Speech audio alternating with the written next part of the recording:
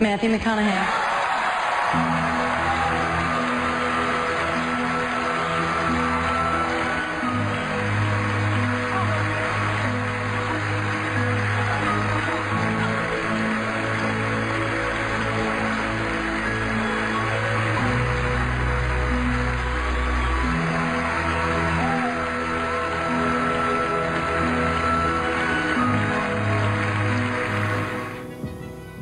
People out here, they don't even know the outside world exists. Might as well be living on the fucking moon. Giant gutter in outer space. I'd consider myself a realist, all right? But in philosophical terms, I'm what's called a pessimist.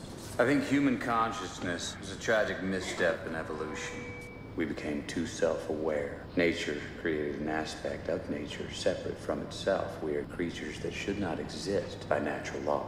We are things that labor under the illusion of having a self, this accretion of sensory experience and feeling, programmed with total assurance that we are each somebody, when in fact everybody's nobody. I think the honorable thing for our species to do is deny our programming, stop reproducing, walk hand in hand into extinction. One last midnight, brothers and sisters opting out of a raw deal.